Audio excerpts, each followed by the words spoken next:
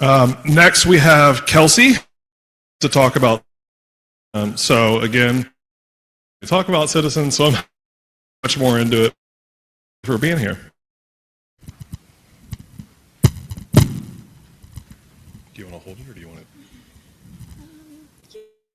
Look at the slides. It's this one. Yes. We'll move it up.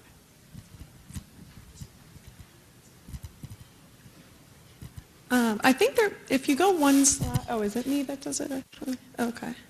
All right, that's fine. All right, hi everyone. Thank you, Jeff. Thanks everyone for having me. My name's Kelsey Frahlich, and I'm with Citizen Health. I am a manager on our clinical data team there, and I've been with the company for about 5 years. A little bit about me, I'm also a registered nurse in the Boston area with my experience primarily in pediatrics. To be here with your community. About Citizen, I'm going to tell you, do know about it. You know that we do records and we structure that's in records that's to be used as natural history. And so the team of clinicians that actually medical record and it is clinically relevant information to help these. I like to say, kind of at the risk of sounding a little creepy, but I know many of your stories, and each data team looks at represents a piece of your story. So again, I'm just very honored to be here and excited to tell you a little bit. So Citizen Health was built by families who are living in the world of rare disease. On this screen here, you can see our co-founder, Nasha. She's also our chief business officer, and these are some photos of her family. This is her daughter, Amara, who has FOXG1 syndrome. Nasha has experienced firsthand the burden that caregiving can be in rare disease. In fact, just this week, I watched a talk of hers where she says that the average caregiver of someone with a rare disease spends 53 additional hours caregiving. That's on top of parenting duties or caregiving duties. So that really does not leave you with much time in your day, especially if you have jobs and other children, etc. Once Amara was diagnosed, Nasha started to realize that the model was falling short. She wanted better support, she wanted faster treatment, and thought that there was probably a better way to do that, and that's kind of how Citizen was born. I don't need to tell the people in this room how devastating and exhausting these conditions can be. High seizure burden, sorry, it's a little hard for me to see. High seizure burden, around-the-clock care, multiple medications, multiple specialists, multiple appointments, many things that you're keeping track of in your heads. And the treatments and developments are pretty inefficient. They take a lot of time, a lot of money. There are over 10,000 rare diseases and only 5% of them have treatment options. We like to say at Citizen that rare disease is not rare. Sure, the individual rare disease might be, but when we come together as a community, you can see there's over 300 million patients with rare disease worldwide. That's 1 in 26 people. And so when we come together as a community, we can really start to move the needle on that model I mentioned that is kind of falling short, and that's what Citizen is trying to achieve. So how do we do that? We believe it's through data. Researchers need data, but again, it's very challenging to get it in an efficient way. In-person natural history studies have a lot of pros. They're great and beneficial, but there's also a lot of burden to you as to the patient, traveling to different sites. That's if they are even, remotely close to you. A lot of paperwork and forms, and there's not much immediate value from your participation. It's a lot on your plate to go sign up, go to the visits, much return because again, you saw this can take like 30 years. So the idea behind Citizen is what if we could build that natural history study, that data set, from records you already have, from appointments you're already going to. And that's kind of where our business model lays. So at Citizen, you sign up for our platform. It's a secure portal. We collect all of your medical records. We work very hard to try to get every single record from every physician, therapist, et cetera, that you've been seen by. They are uploaded into your portal, and you get immediate access, immediate reward from them. As soon as we have them on our portal, you're able to interact with them through our products. Previously, the AI Advocate. Today, it's Ari, which you heard Jeff talk about, and I'm going to go into a bit more detail about. And then the last step there is kind of what I'm talking about with the data and the research. So all of this kind of comes together. We only share your data when you consent for us to share it, but when we do share it, we revenue share back with the patients and the families. So just recently, we hit over $1 million that we have shared back directly with patients in the rare disease community. Okay, so what is a natural history study? It's kind of a buzzword. We've heard it before today. I've said it a million times already. A natural history study is a data set that creates a baseline of what your disease looks like over time. It is understanding how the disease progresses. And again, it's not a snapshot of what does the child look like right now, but it's aggregate data, it's longitudinal to really show what is going to happen in the future, what has happened in the past.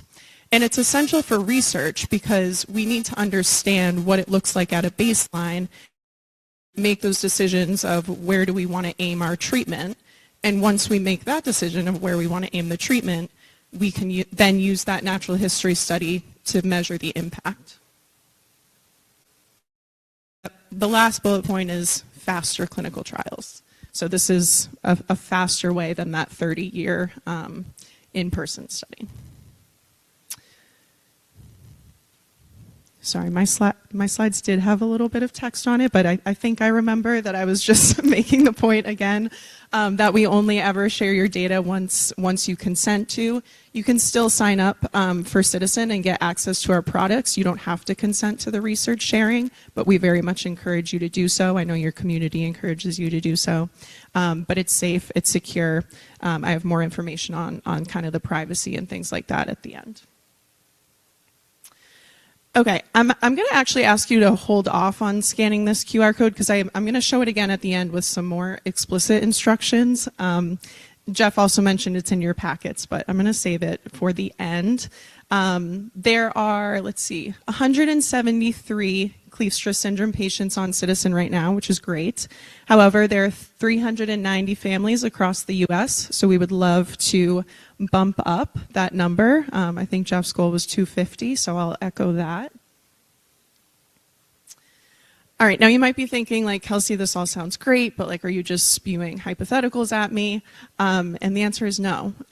This is now FOXG1 syndrome. The FOXG1 Research Foundation is going to clinical trial gene therapy this year, and they are using their natural history data set from Citizen Health as the external comparator arm in their trial. This is groundbreaking. It's one of the first times that this has happened. It's parent-led. It's very exciting. Thrilled about this. What does that mean? One of the major benefits is that the patients in the trial, there won't need to be a placebo group. So all of the patients end up being in the trial will be able to get the drug, and the data set will be used as the comparator. How does that work? This is a little bit more on FOXG1. This is a graph of some of the insights that we're able to pull from our data. So again, we create rich longitudinal data sets that show how symptoms present and evolve. So these are some of the top symptoms in FOXG1 syndrome. I know a lot of them overlap with Kleefstra as well. And this graph is kind of showing what is the age of onset of these symptoms and some of the trajectory for them. And these graphs, kind of another example of how we can use this baseline data set. The graph on the left is showing the the probability or the likelihood that a child with FOXG1 syndrome will be able to sit independently. And the figure on the right is the same thing for walking independently.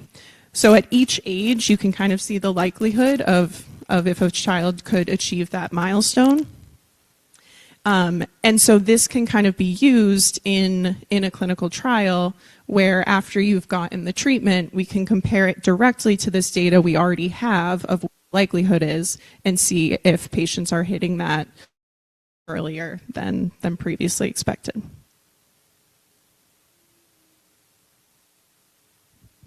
Okay, that's kind of the data and research side. Citizen also has a product side, which I talked about. This is kind of that immediate value you get from signing up. So I'm going to kind of switch gears and move into some product stuff. If you are familiar with Citizen, if you have a portal, you may have interacted with our AI advocate. And today I'm going to talk about like the new generation of the AI advocate that we call Ari. This is what Jeff was talking about in the beginning. But it is deeply personal. It's actually pretty empathetic. And so I'm going to give you a little bit more information on what Ari is.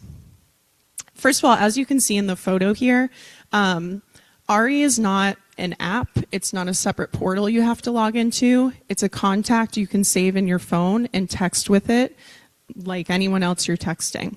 You can save it under whatever name you want. People have told us it's saved under like best friend or like third parent, so fun things like that, or you can just call it Ari. So what does Ari do for you? The biggest difference between Ari and the previous AI advocate, they're both like chat bots, I guess, for lack of a better term, that you can interact with your data and your medical records with. But Ari takes it a step further and is a proactive partner in your caregiving. So Ari can book appointments for you. It can connect to your MyChart and draft emails for you. It can navigate insurance files. It can fill out different forms. Like I said, it's an AI, but it's not a generic AI. So this is not the same thing as getting information from ChatGPT on Kleefstra syndrome. This is based on your actual medical records that are on Citizen. And lastly, the proactive monitoring. So actually, I'll go to the next slide to explain this one a little more. So it's proactive. The symptom tracking, you can text or you can also use voice memos. So you wake up at 1 a.m. with a huge list of everything you forgot to do that day and need to do the next day. Grab your phone, talk into it, tell Ari. It'll organize it all for you. It'll remind you to do it the next day, you. Let's say you start doing that once a week or twice a week, 3 times a week, whatever it is. Ari will start to detect those patterns. So you start logging, behavior or sleep, and Ari might reach out to you and say, hey, I've noticed sleep is getting worse over the last you started this new drug last month. Do you want me to draft an email to your doctor to see if there's a correlation? And you can say yes, it will draft the email, and then you can send it from there. MyChart, I talked about a little bit, but again, you can connect it to your MyChart, multiple MyCharts. I know many of you have many different portals that you're using. To-do list, so you can put in all the things you have to do. A new feature that was recently released is it can now connect to your Google Calendar. So if you have appointments in there, it can actually just sync with your to-do list. And it might reach out and say, hey, I see you have a neurology appointment next week. Do you want me to generate a summary of what's been going on and come up with some questions that maybe you might want to check in on? Medication reminders, you can put in med schedules. It'll text you for reminders or whatever you want it to text you about. And one source of truth is just kind of emphasizing again that this is all in one place. It's all on Citizen. All your data is on Citizen. All your records are on Citizen. And Citizen is. I will play.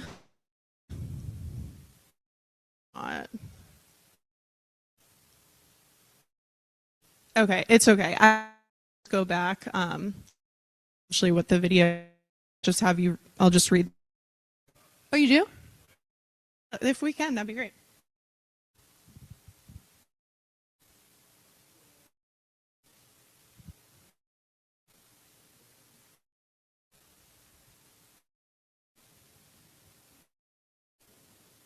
So it's going to be our co-founder, Nash, doing a little demo.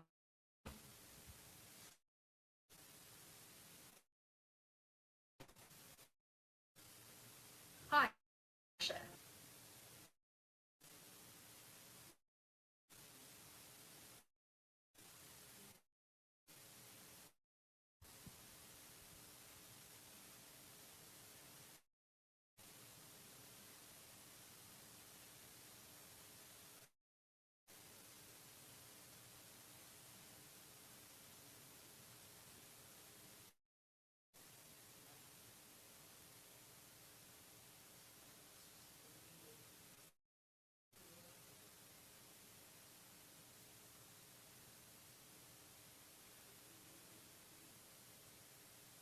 Hi, I'm Nasha.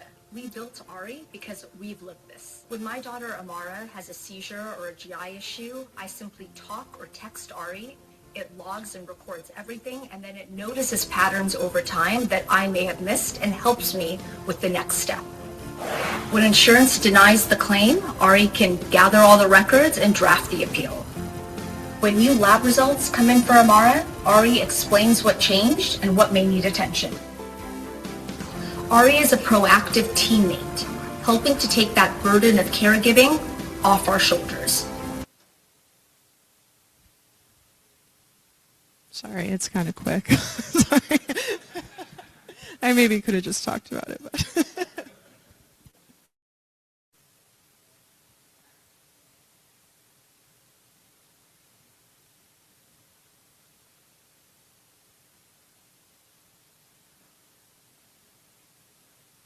Thank you so much. I appreciate it.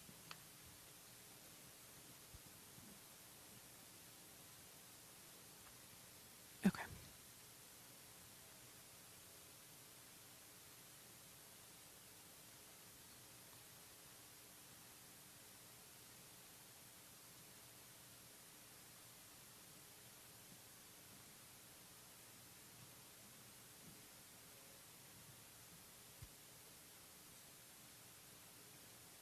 Okay, great. Thank you. Okay, so that's the little demo. We've gotten great feedback from families in beta phase, so we are still kind of, working out some kinks, but what families is that it is life-changing. It's a weight off your shoulders. People are using it for lots of things, one specific thing. We're getting new ideas all the time. There are new features that we are already planning to release, and we love hearing from the community directly on what else we could add and how can we build this to help you. You see the video of Jeff on the right there, and a couple other testimonials. They're on our Instagram, if you want to watch a few other videos.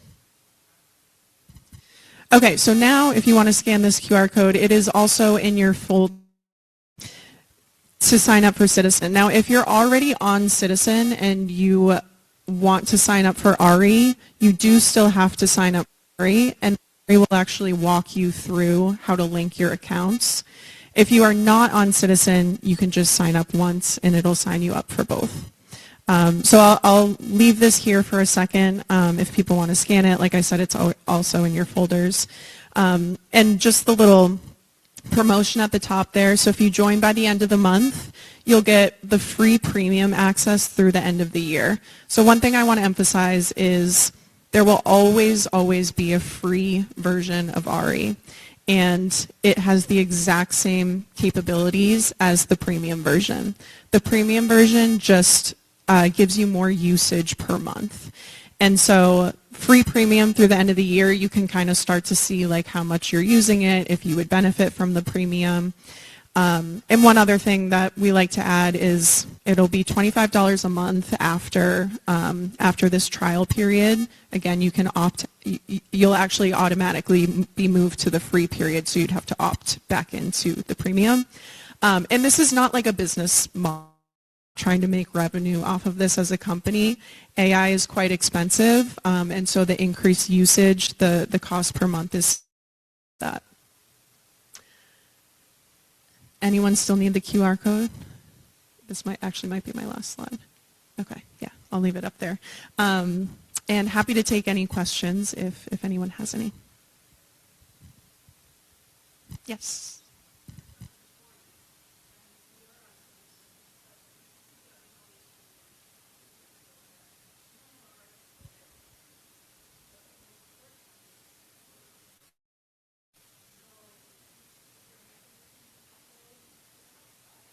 Oh. Yeah, that's a great question, and that is one of like the challenges of this type of model.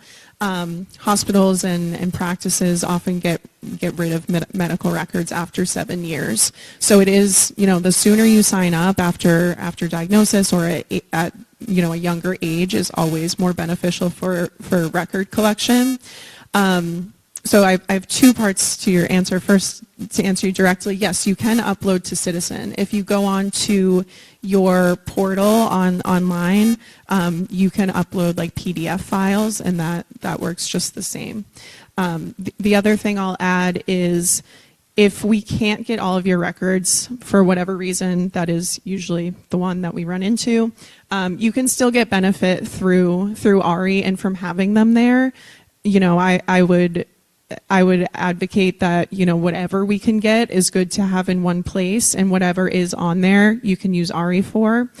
And yes, ARI works with your medical records, but it also has all of those features just kind of based off of the syndrome. So you can still interact with it as a caregiver. It doesn't need a full data set or a full record set to be able to get the benefit of the reminders and the symptom tracking and things like that. Yes.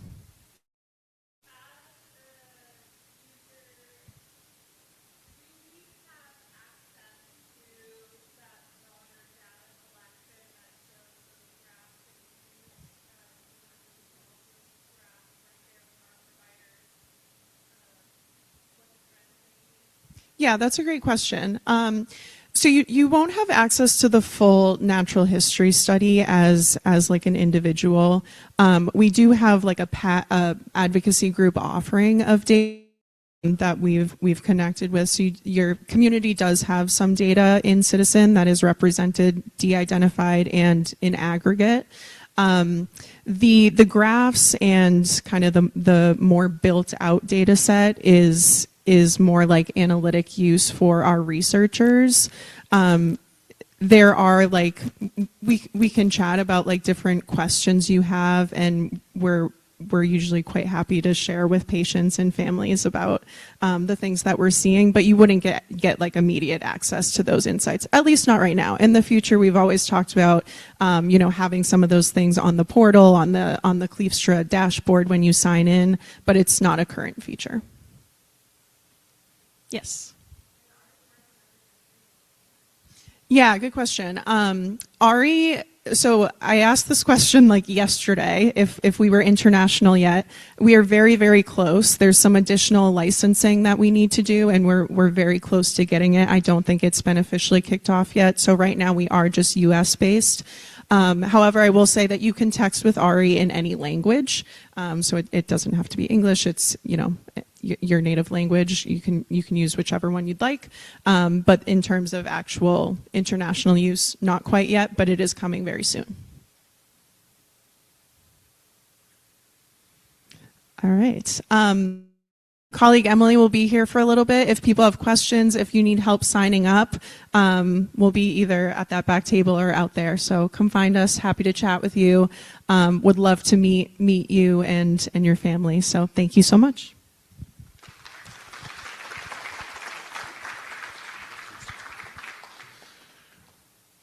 So I have a couple of points of feedback still about this. And you just asked a great question regarding the personal access to understand the trends and where the data. It's something we talk about a lot, and you'll hear this buzzword within rare disease communities about data being siloed. And like, I've heard it since we've gotten into the community, and frankly, it's like ad nauseum at this point. It's like, well, let's stop talking about data being siloed. Let's actually like create solutions. And so organizationally, what we've been talking about is how do we have someone that could join our team? And we have a couple ideas of who it could be. And if this sounds like something you're interested in, please step forward. But we've asked folks to contribute to RareX, which is a survey-based data collection platform. We have 130 people in there. We have 176, 175, soon to be 250 in Citizen, right? We have Simon Searchlight, which we have, I think, 50 folks in there, as well as the biorepository collection. So there's all this data in those three platforms. How do we get those things all connected? And then we have that access to that data, and then we can produce a poster about it, or we can aggregate that data and show these trends that we can then provide you the resource, right? And that way you could have a proactive plan in place to be able to say, okay, this is what's coming down the pike based upon the data. So that's one point. Another thing, so Citizen, we've engaged with them. We've been selected as like one of the 5 PAGs, I think it was originally, that we could help with the kind of creation and beta program here. And they're also asking for a lot of ideas. And if there's one thing Eric and I aren't short on, it's ideas. And so what we've asked is, how do we actually create a forum within Citizen that can actually go through and validate all this information against the medical records? Facebook, I know it's a great tool for us. It's always been something where you can go into the closed page and get anecdotal information from different families, but there's also a lot of conflicting information in there, right? And so that's a huge concern for me when someone's saying, hey, my child's experiencing this, what medicine did you use? And there's a lot of folks who are very forthcoming with it. Again, the intention is pure. You're trying to help experience, but the information's scattershot at best, right? And so you just you're searching, and there's no real answer sometimes. And so what I want to see is, how do we actually create a forum within Citizen where those same questions can be asked, and then it's validated against the medical record? That to me is a super useful tool.